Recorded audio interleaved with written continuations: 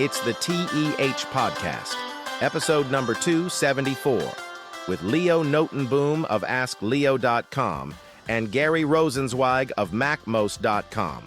This week, AirPod cameras, book scanning, and digital outrage, tech's latest controversies. Hey, Gary. Hey, Leo, how's it going? It's going well. So my question to you is, Yeah. prove you're a human.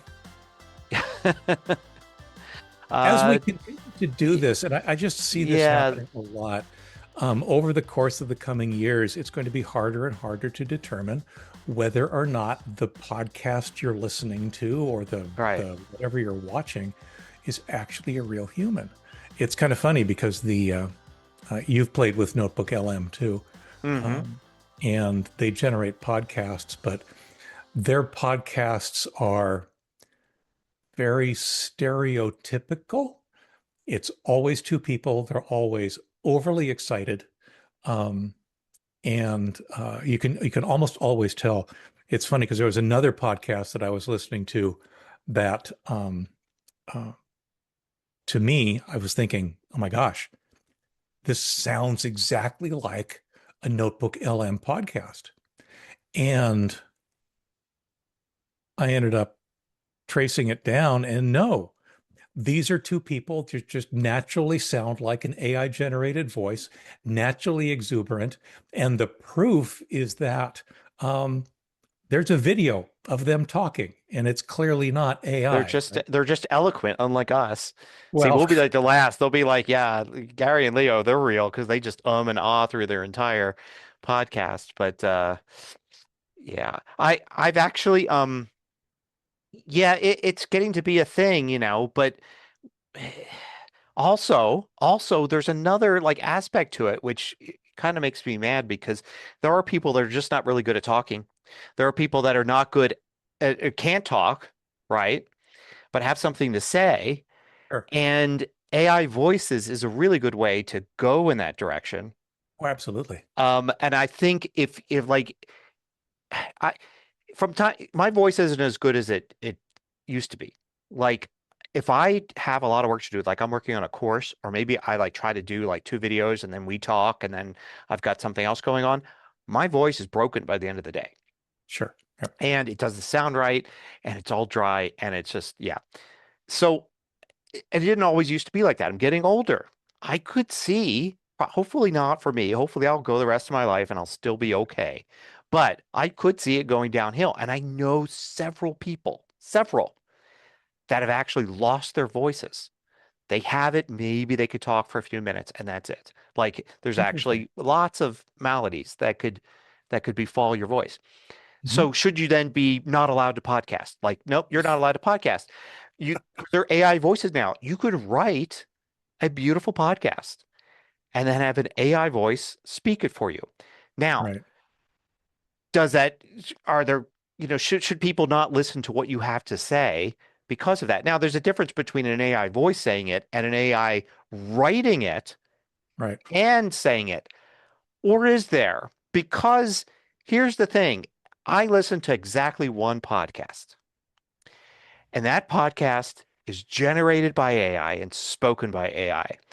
And before you go and try to get your pitchforks out to protest this podcast, you can't, because this podcast is not available to anybody else in the world except me, because I created it. Because there is no podcast out there that will hold my interest because it's not telling me what I want to know.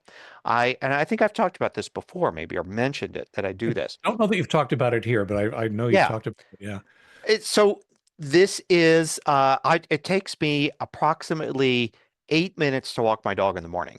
Much longer walk in the afternoon when it's, the day is over. But in the morning, it's 8 minutes to go around the block and have my dog do his business in the morning before I can sit down and have my cup of coffee. And I want something to listen to that'll help me later on. Like it'll replace something I need to do later on. So I thought, I could have, if there was a podcast that gave me local Denver news, that would be good. But I also want local tech news because I keep track of stuff in part for this podcast. I also want world news, a little bit of world news, but only from sources that I like. There's also a bunch of other things I would like to hear in the morning. So I sat down and wrote a Claude prompt to create a podcast, to write a podcast specifically for me. I give it specific sources. I don't say, just go out and tell me what's going on in Denver. I say, go to these sources, these RSS feeds, and see what's happening. Favor news that's really close to my location, my part of town. So I don't miss like a minor story that might get overlooked, but it happens to happen a block away from me. I want to know about it. Right. World news, summarize that. Tech news, but you know what? Focus on Apple because that's what I'm interested in. Right. So don't give me endless AI news or Google or Microsoft or whatever. Just, I mean, if Apple's doing something, fine. If there's some other general thing, then I give it other stuff. I say, I want sports news, but you know what? I only care about one team. It's my local baseball team. I really don't care about other baseball teams. I don't care about football. There's nobody else who's going to create like a 1 minute segment on a podcast that just tells me who hit home runs last night, who got traded. Keep going. Give me a humorous quote. But you know what? AI is lousy at that because it'll give you like the same 5 humorous quotes over and over again. So I point it to Goodreads, which has a endless list of humorous quotes from books. I say, pick one at random. Give me a productivity tip. And I had a little list of about 20 different blogs over the years that had little productivity tips that I can't be bothered to go back and look at. But I give it that list and I say, go pick one of these at random, go pick a random blog post, give me a tip from it. I'm learning stuff. Like right now, I say, go to Wikipedia's list of logical fallacies. Pick one at random, summarize it for me, and repeat the name of the fallacy at least 3 times. Because what I like to do is eventually get good enough where I can call out a fallacy by name during an argument. I then end the podcast with I ask it to go to Wikipedia's list of songs, right? There are pages of Wikipedia for songs where it gives you the history of the song and what's interesting about the song, thousands of them. Go to Wikipedia's list for that. Pick one at random, summarize it for me, and tell me like you're a radio DJ what's cool about this song, and then end the podcast by naming the song and artist. And then I take this entire script. I have AI that is the Siri voice speakable stuff on my iPhone. Read this podcast to me. Oh, okay. And then at the end of this shortcut, the last thing is always the name of the song and the artist. So it automatically takes that last line of the podcast and then plays that in Apple Music. So it really sounds like it's DJing, like it tells me about a cool song. And then at the end, it says so-and-so by so-and-so. And then the song starts. And it's great. And it's all generated by AI. And it's just for me. Now, how would I do this any other way? Right. I mean, this is like, and it took some work over the period of a week to keep honing this. And sometimes Claude rewrote its own prompt. Like I actually had to say, oh, you spent too long on this, or oh, you need to, whatever. And it actually rewrote the prompt. And the prompt is now really long, but it does this for me. And it does it automatically every morning. So it's waiting for me. Really cool. But it's different than what most people think of when they think of like, oh, an AI generated podcast, right? It's interesting because, I mean, we're kind of going into the philosophical AI rat hole here for a minute, but one of the things that I came across last week, I think I quoted it in 7 Takeaways, is if something helps you, if something moves you, if something informs you, does it matter where it came from? Yeah. Does it somehow, in other words, if you were to read a piece of something and it spoke to you somehow without knowing where it came from, it moved you. Does finding the origin as being AI or human change your perception of the information that moved you? I'm not even going to say there's a yes or no answer to that. But it is something that I think a lot of people aren't thinking about. They are shooting the messenger without listening to the message. And I suspect that Well, the future is going to get interesting in that regard. Your personal podcast is a great example of using AI as a tool, which is something that I think you and I have been advocating a lot. We don't necessarily use it to generate content. We use it to massage content. And yours is a wonderful example of, a lot of massaging going on, right? To package things up in a way that works for you. But I don't know. I just kind of sort of think about these things sometimes when I hear people just knee-jerk react to Right. AI as any kind of generation.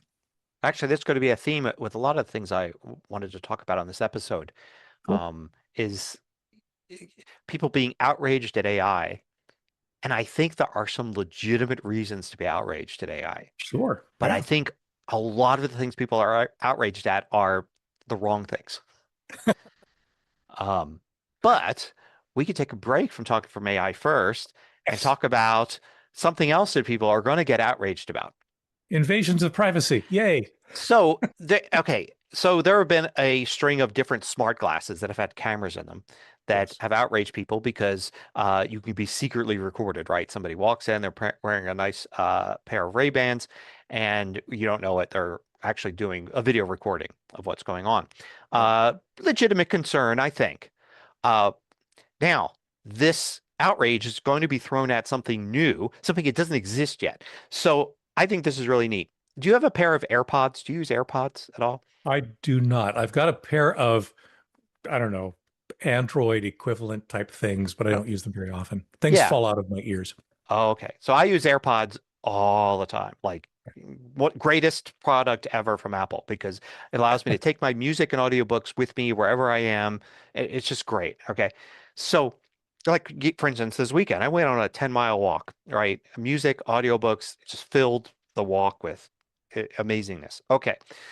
So here's the thing.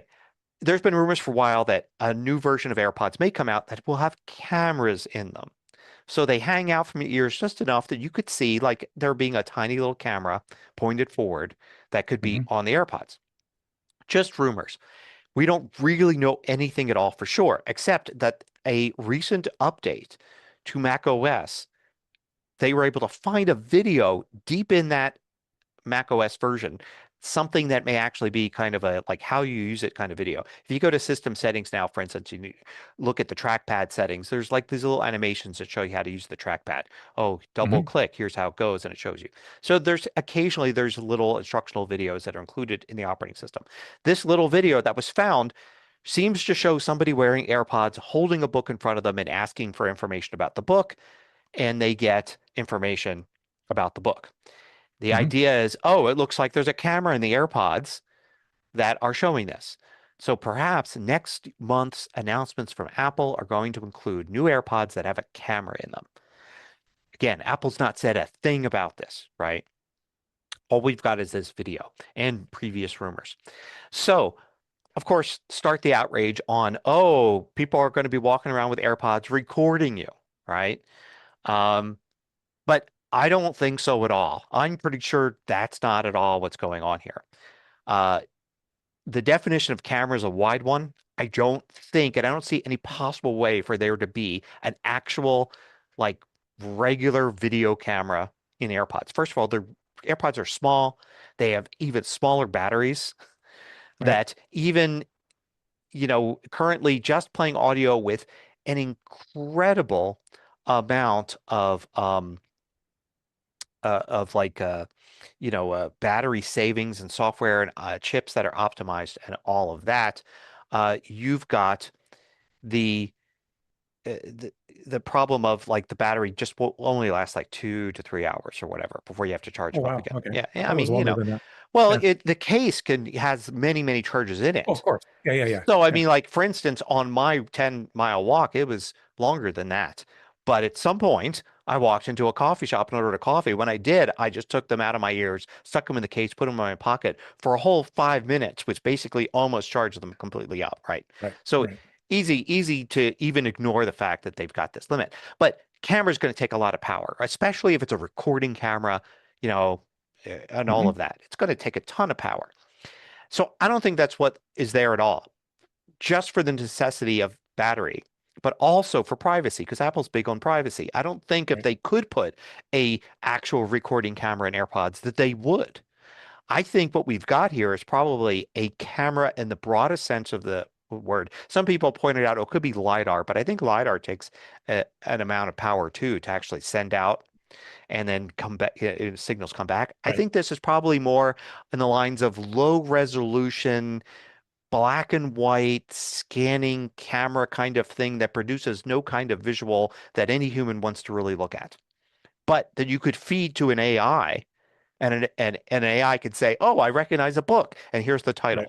Right. The AI doesn't care how bad the image is, or maybe it's like scan lines. There's a lot of, if you go and say, hey, we need a camera that can tell AI what's going on, but doesn't have to look, like be a visual video for a person, you could probably cut a lot of corners and create a camera that's really low powered. Another thing is it probably is not video at all. It probably captures an image. Like it's kind of the camera version of e-ink, where it can capture like a still, kind of scanned monochrome lines of some kind, right? Plus, Apple has the ability to lock this down. I mean, they already lock their cameras down to prevent, use that doesn't go through the proper APIs. So a still image, monochrome, not very good looking, good enough for AI, that's locked down, that could only basically go to a process that uses machine learning to return a description. So in comes light, out goes a text description. No camera actually involved. I think that's what we've got here. And I think that, but people are going to throw around and they're going to see headlines, cameras in AirPods, and immediately jump to conclusions that, oh, great, people are going to be recording people without their knowing.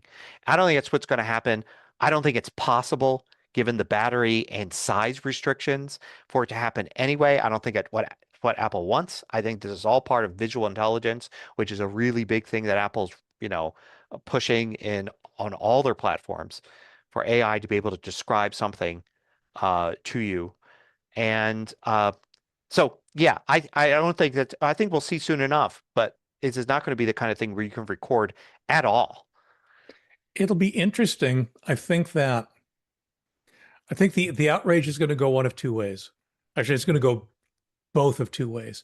One are the extremes, right? They're just not going to believe that there's not some kind of video recording going on, period. But I'll just lump those into the conspiracy theorists. But there's probably a more legitimate concern because Apple's got control of a dial that basically says, how much can this camera understand? I'm not even going to say see. How much can it understand?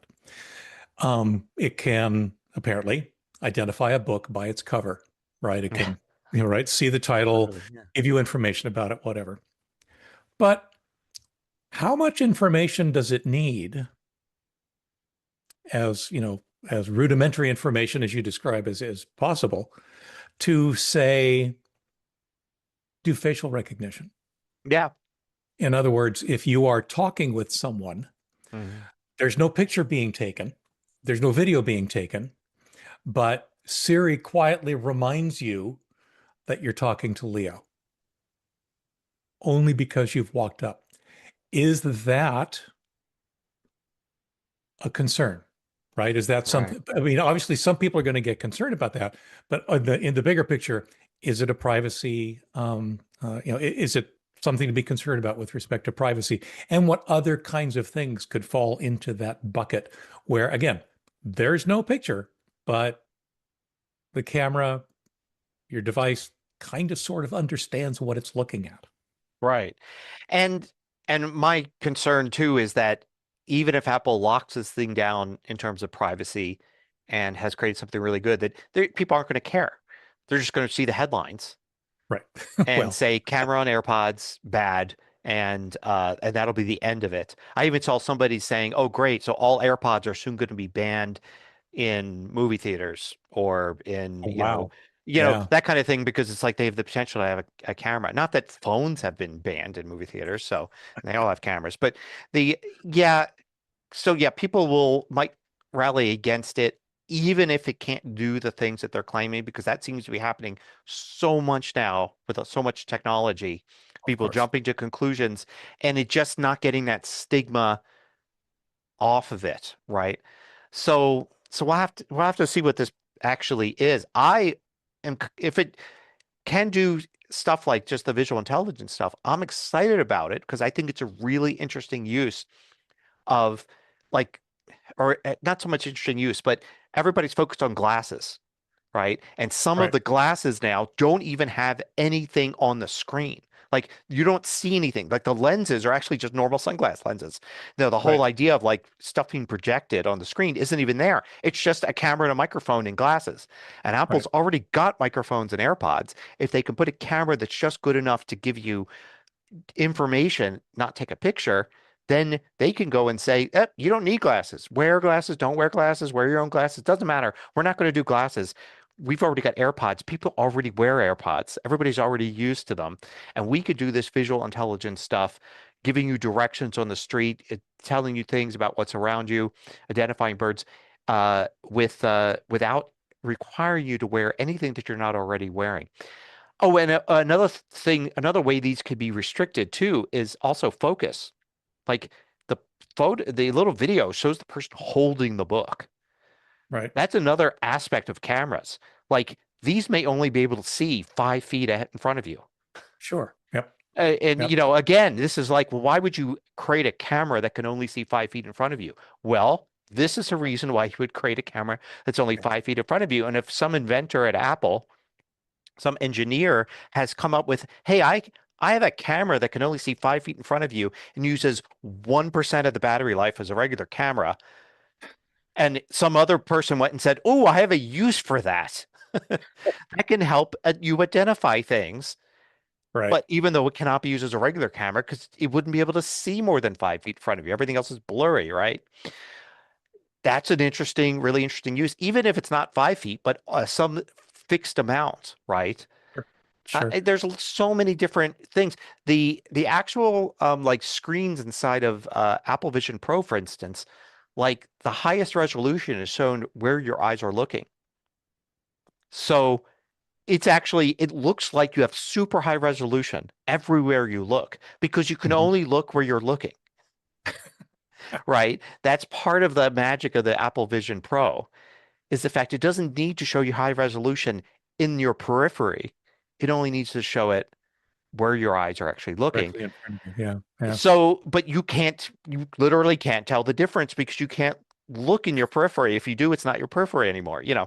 So it's the same thing with a camera. Maybe somebody at Apple has come up with a camera that literally can only look at certain things at a time.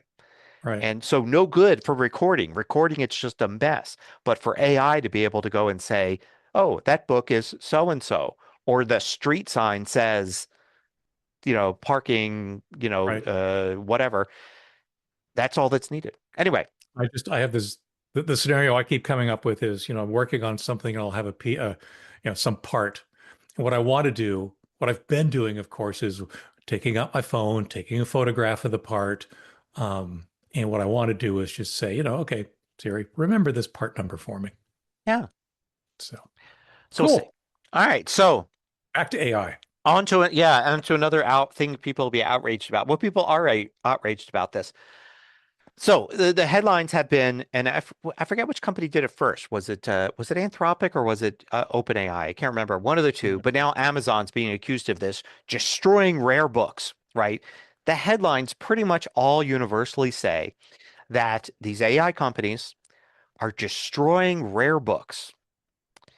And the idea is, if you read just a little bit into it, is they are scanning books. They're obtaining these rare books, scanning them to get the text. And in the process of scanning them, they're destroying them.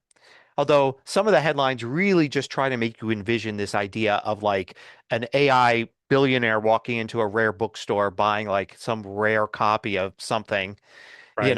and then bringing the leather bound ancient tome back to their AI lab where a scanner reads it and then they gleefully toss it into flames Don't where it forget the is evil laugh. incinerated. Yeah. Yeah, the evil laugh. That's what the headlines are kind of like trying to And what's actually happening is, the books are coming in to scan them quickly. They're opened up so the pages are individual. In other words, the spines are broken, open up. The pages are scanned in to get the text in, and now there's just a bunch of pages, which are then thrown out or recycled or whatever. But the key word that keeps appearing in all of these headlines is the word rare. Rare. Which Yeah. doesn't mean what you think it means. Now, here's my background on this. I know a lot about all this AI stuff and all that. I also used to own a used bookstore. My wife and I used to own a used bookstore. So I know a little bit about books. And the thing is, when you hear rare, you think valuable, but rare doesn't have to mean valuable. And as a matter of fact, it very often doesn't mean valuable at all. Quite the opposite in books, right? We used to, when we first opened our used bookstore, we needed to fill the shelves.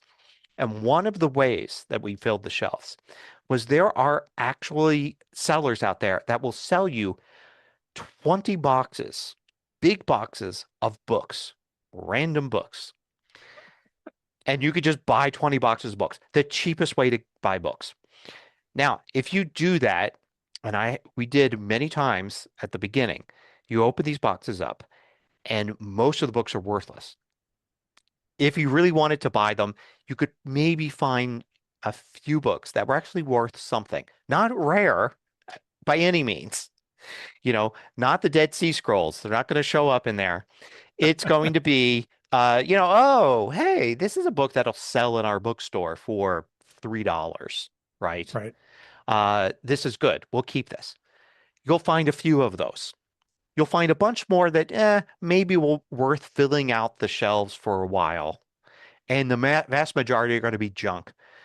Junk, it means mass-produced books. Maybe they were popular back at some time, and hundreds of thousands, if not millions, were produced. Everybody that wanted a copy got it. It's a very common book to find. But they basically printed too many. And then years go by, and now it's a rare book, which you don't see anymore because nobody wants it. Right? Tons of those, tons of stuff. And my books would be among those. My old computer books for old versions of old software that you can't even use anymore are probably rare now because I'd imagine most there weren't that many copies made, and most copies that were made now probably don't exist anymore. So they're rare, but they're worthless if you get them. There's no value to them. You wouldn't want Right. them. Nobody's going to want to read them now. And even fiction books, the same thing. A lot of times these old books that were marginally popular in the 60s, the 70s, the 80s, tons of copies got out there. These are not books that are going to be lost to time because they're available in digital form. They're just not worth anything, right? And these are the books you get if you order these boxes of 20 books, right? Right. So rare in the sense that you're not going to see these books often, but not valuable. Now, Right. why are they valuable at all to the AI companies? That's why they're getting them, right? Because they have written words in them, sentences that people have written, speech in quotes that authors have imagined fictional characters say. And that's what the AI companies want. They want language. They want, how do people talk? How do people write? They Hmm. don't care the subject matter. They care about what words usually go after what other words. And the problem is that if you look online today at what people are writing, blog posts and such, a lot of those are written by AI. So Right. or edited by AI, improved by AI. So if you scan the internet for stuff, you're going to end up feeding AI with existing AI, and you get this Right. feedback loop, which isn't good for the AI models, creates a problem. So they want writings that have been written by humans, and the way to do that is to look for anything that's been written from before 2022.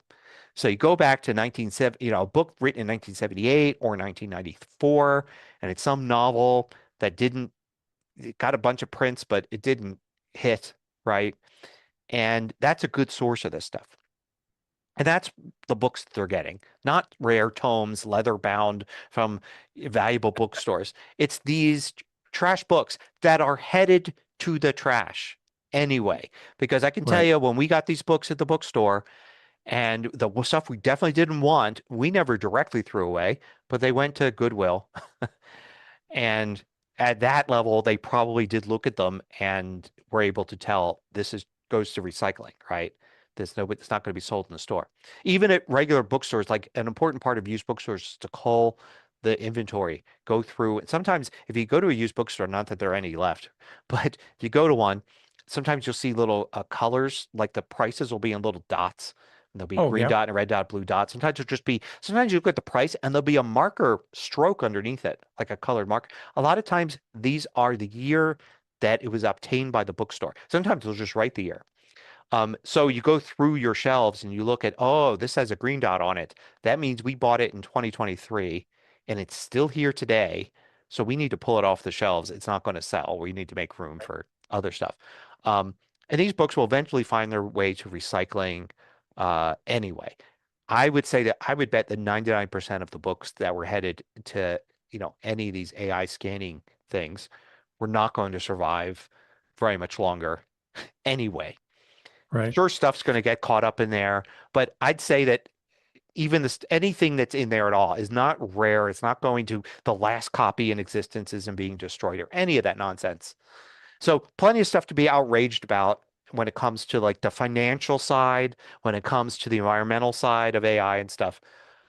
But this is really What I find interesting about this, first of all, I hope that as they process these books, they're digitizing them, for lack of a better term. They're doing the moral equivalent of what archive.org does, right? mhm. Where they're basically photographing each page and Yeah, saving the photographs. Even if they don't use that, just save the photographs because you are essentially preserving these books at that point by taking these digital images of them. Then you can run your, OCR on it and then run your AI training or LLM training on the result. But one of the things that crossed my mind is in the stories that I've read is that it always points out that the AI companies are buying these books. hmm Okay.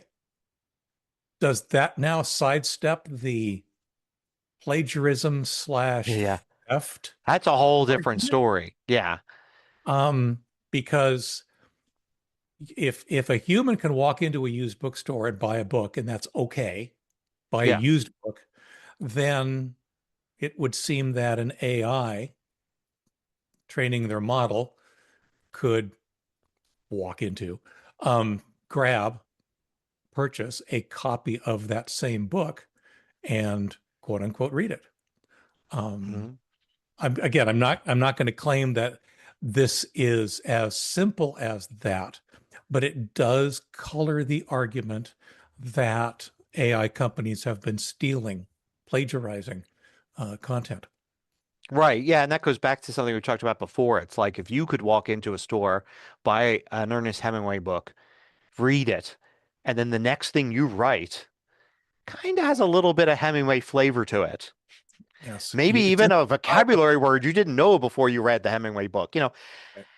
I mean, and of course it's going to. I mean, that's the idea, right? Any writer writing today is going to be influenced by everything they've ever read, and so is the AI. So, like, what's the legal standing there of like, you know, I mean, can you claim plagiarism if AI puts one word after another and it got the idea to put that other, to use that adjective because it read 100,000 books and determined that's a good adjective to describe that object. Right. Can you then go back and point at a book by Ernest Hemingway and say, well, Hemingway used that adjective, Yes. you know? So, because that's what, I mean, plagiarism is like if you took a sentence, I mean, if the AI went and took a sentence out of a book, gave it to you as something it wrote, but it's not doing that. It's learning to write by reading these books. There's a parallel that's been around in the music industry for a long time, where you end up with somebody writing a song that happens to include a beat or a melody or a something that coincidentally happened to exist in a prior song. And the question is, were they influenced by that prior song or did they come up with it completely on their own? And there's actually no way to prove one way or another. And musicians, songwriters have been sued, sometimes successfully, sometimes not, over this very issue. And I think that this is the exact same issue we're going to start facing with AI, because honestly, the chances of AI writing a sentence that has never appeared in a book ever is That's decreasing true. Yeah. dramatically, right? So does that imply that it plagiarized it from that source? Well, no, not necessarily. It could just as easily have written that sentence on its own. As you or And I could have. Yeah. yeah, so yeah, But my plagiarism's a, point here is that, yeah, AI companies are not like buying old, lost, correct. leather-bound tomes and throwing them into incinerators. But people are finding it very useful to actually get outrage. Maybe they're just trying to get clicks. Maybe that's all it is.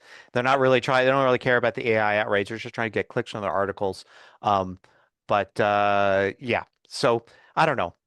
A lot of things. There's so many good reasons to be outraged uh, that are But this, legitimate. But yeah. So it bothers me. Anyway, what are you okay, outraged about? let's step away from AI. Oh, I'm Yeah. not outraged. I'm Not really just outraged. Okay, just curious. smug. Smug. So the a PBS station Hmm. um, happened to have 70 years of archival TV data at a cloud storage provider. And that cloud storage provider suddenly and Yeah. without warning went out of business. Hmm. And the PBS station found that it could no longer access all of this wonderful historical data. It's clearly a local station. I'm sure at the national level, PBS has everything, multiply backed up in various places. But in this case, this was a specific PBS station. I'm not even sure where. And so the cloud provider went out of business. Like I said, silently and without warning. They went to renew their license and nobody could contact them. And all of a sudden, when their contract was up, they could no longer access their data. They ended up having to actually sue the third party that owned the servers. Iron Mountain. I'm sure you've heard of Iron Mountain. They Oh yeah. apparently do some cloud storage services as well. Typically, we think of them as, ironically, we think of them as a backup service or a data destruction service, depending on what it is you're attempting to do. So they had to sue Iron Mountain to regain access to their data that was still on those servers before Iron Mountain went through and said, "Well, this third party went, this cloud storage provider went away. It's time to recycle these servers." It makes sense that they had to sue because Iron Mountain's contract was with this cloud provider, not with the station. So the station was claiming that the data was theirs, but in reality, the data belonged to this cloud storage provider that had gone away. So basically, it had to go through the courts to prove ownership. And indeed, the station got access to their data back. Great. Hmm. What was it? Something like 70 years, 50 terabytes. So a significant chunk of data. I'm looking at this and I'm thinking, this is something that I talk about all the frickin' time.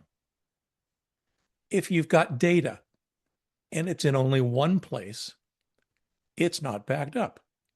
So if you've got it with one cloud storage provider, and I don't care which cloud storage provider that is, this was apparently a fairly obscure one, but I don't care if it's Dropbox or OneDrive or Google Drive or any of the others. If it's in only one place and you, for any reason, lose access to that cloud provider, or heaven forbid, that cloud provider goes out of business suddenly and without warning, you've lost your data.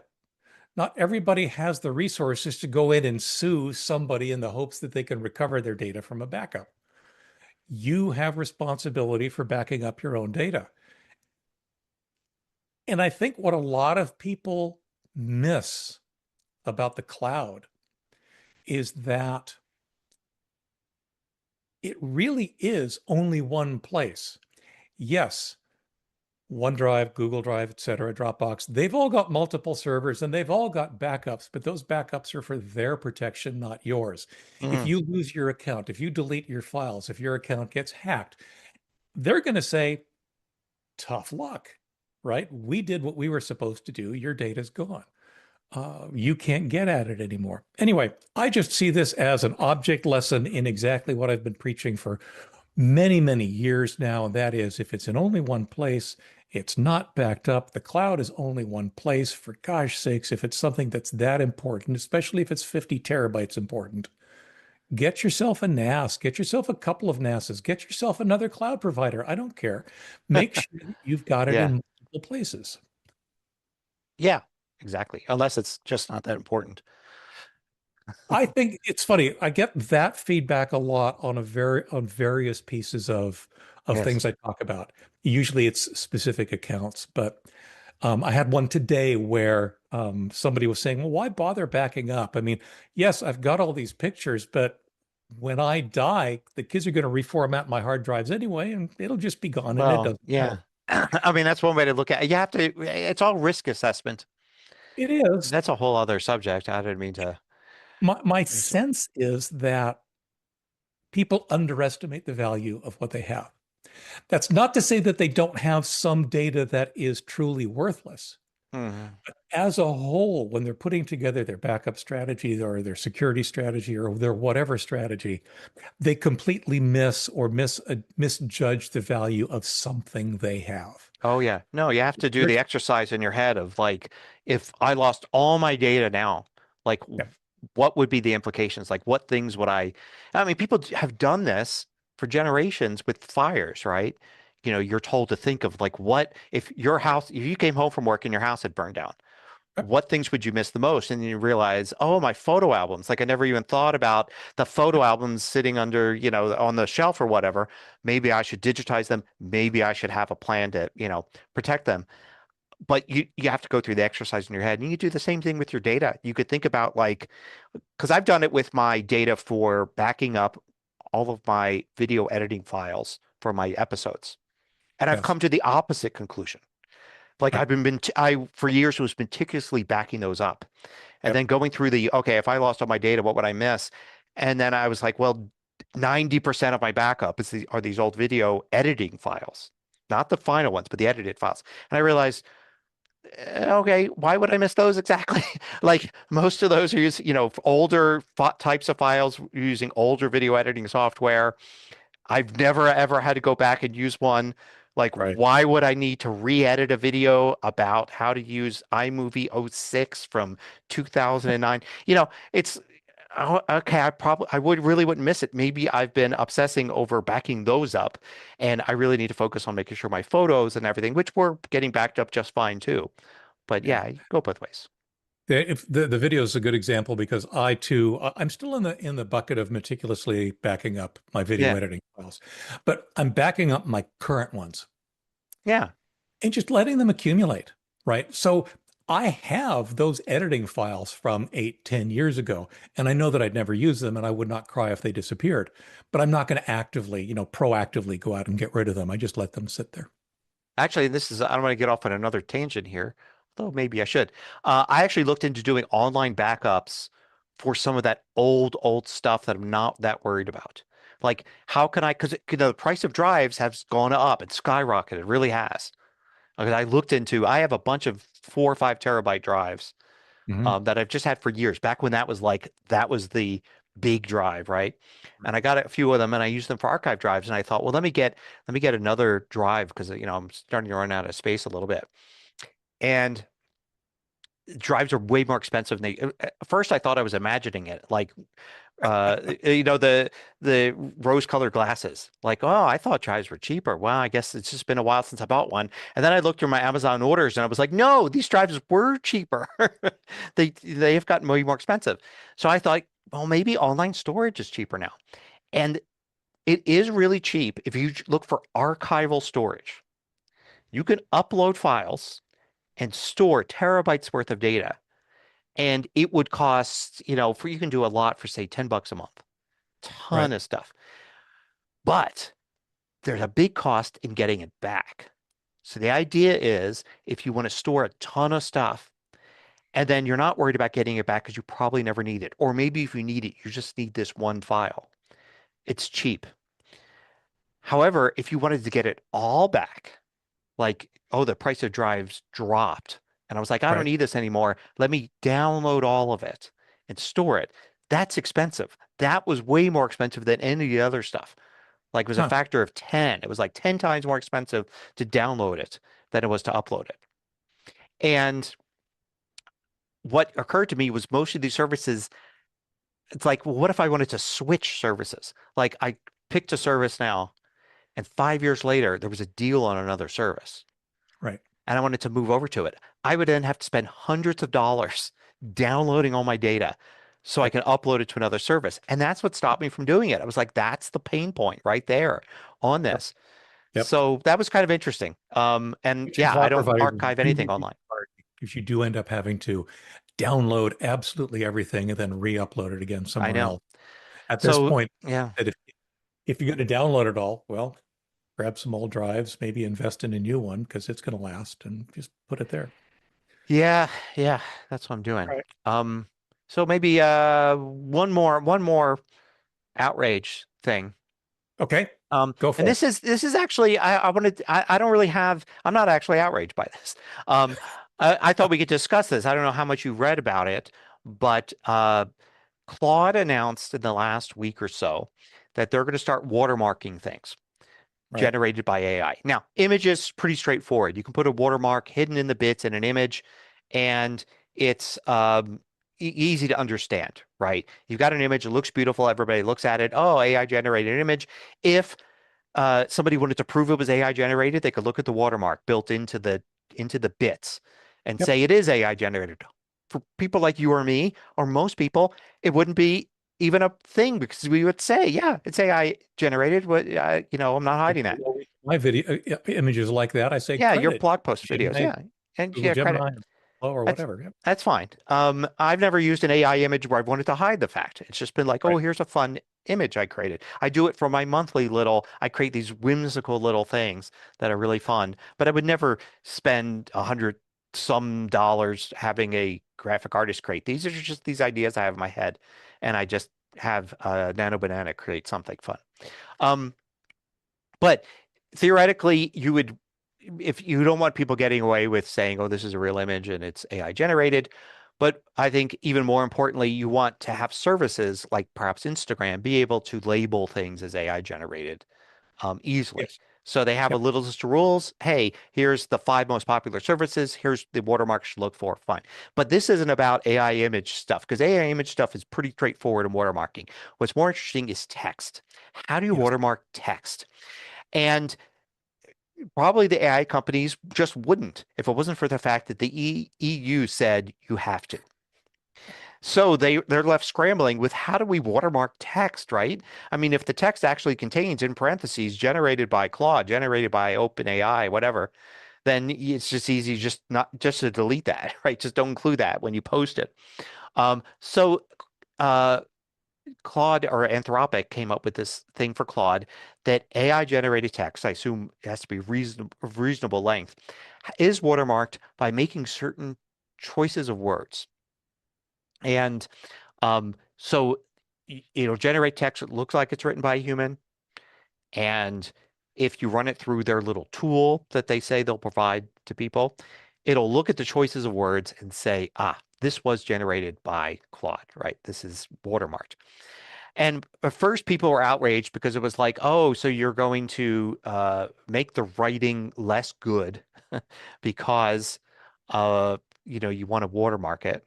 Right. That people are outraged from that. People are outraged that, oh, this won't solve the problem because you could just change the words, you know.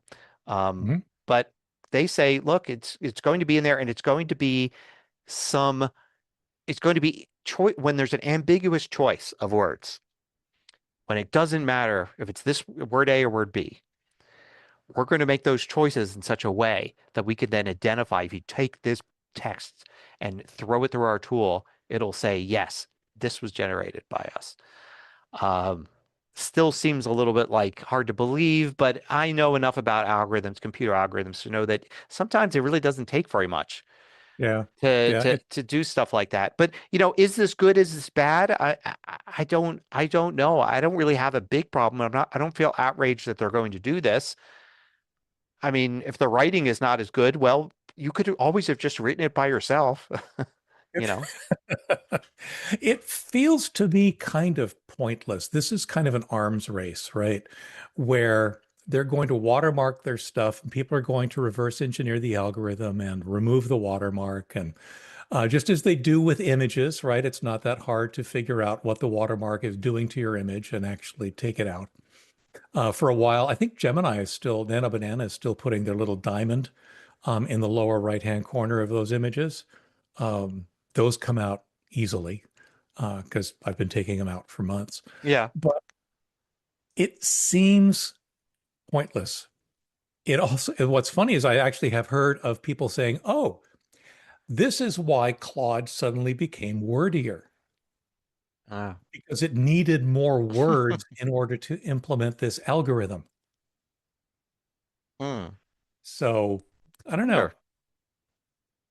Well, yeah, it'll be interesting. I still think a lot of the outrage at things like this, whichever side you fall on, and the images and all sorts of stuff, fails to comprehend that a lot of the use, perhaps the majority use of AI, is for personal use.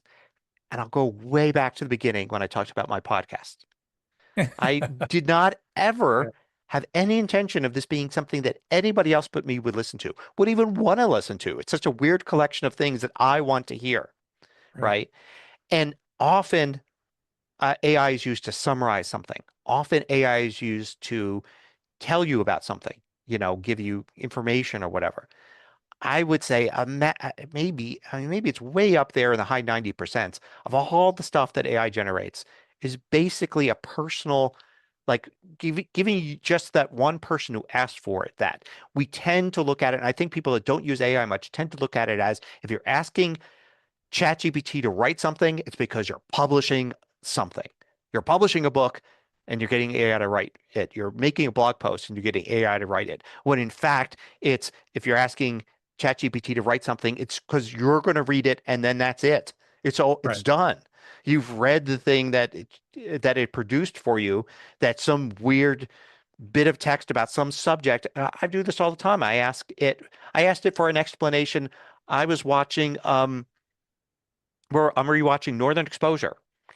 Oh, The wow. the episode, the episodes, if you watch online, the numbers don't correspond to what's an Internet Movie Database at all.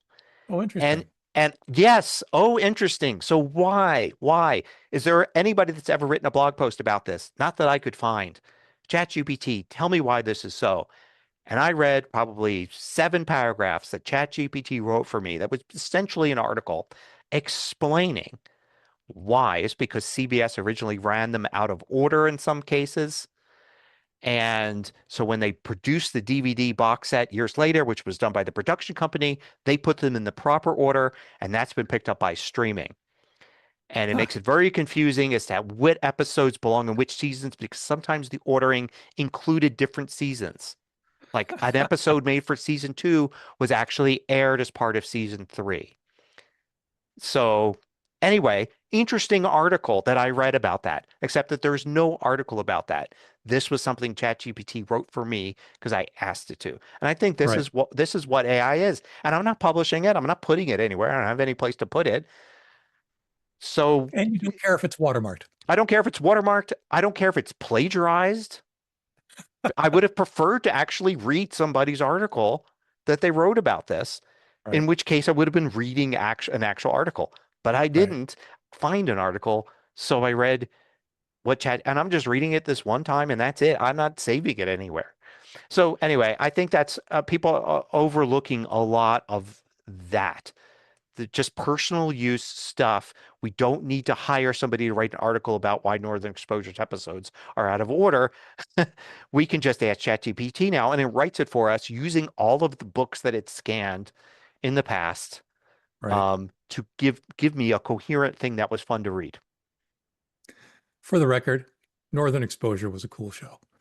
And on rewatching it, yeah, I hear a lot about shows when you watch people saying you got to watch this show again. They don't make shows like this anymore. And then I watch them and I was like, yes, they do make shows like this. You're just not watching them now. I'm watching Northern Exposure and I'm like, they don't make shows like this anymore.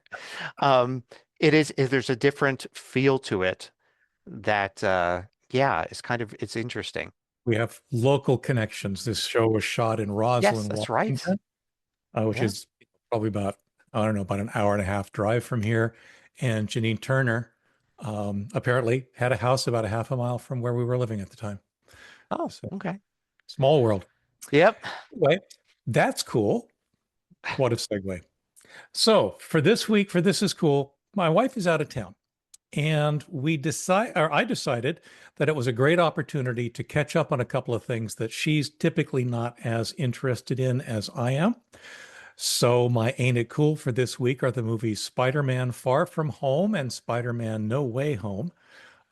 In prep for Spider-Man Homecoming, which apparently has a big box office success over this last weekend. Yeah. So I had not caught up on those two movies yet. Enjoy the heck out of them. They are, as with most Marvel movies, they are absolutely not Oscar contenders, but I felt entertained for the entire 2 or 2.5 hours of each, and that's what I want out of my Marvel movies, just entertainment. So, Cool. yeah, Spider-Man movies, catching up just before Homecoming, and as is so often the case these days, we probably won't see Homecoming in a theater. We're just going to wait for it to show up on streaming, which is unfortunate for many theaters, but the reality is my home is quieter, cleaner, and I can hit the pause button when I need to go to the bathroom. Exactly. Yep. I don't need to hit a pause button when I read a book. Actually, no, I take that back. I do because I listen to audiobooks. Um, No, you can funny. wear them in there. It's no problem. Yeah. Yeah. Well, yeah. Um, but yeah, latest book I just finished reading is called A Walk in the Park by Kevin Federico. It is a book about two men hiking the Grand Canyon, like the length of the Grand Canyon, which is an incredibly difficult thing to do. There's no trail that goes through the Grand Canyon. Quite often the walls are vertical, so you have to be up at different layers and levels and everything. It's a very difficult thing to do. What I like about this book and why I recommend it is this is not a book about two expert adventurer hikers that know everything that go on this trek and teach you how to do it. These are two very ill-prepared people that should not have been doing this.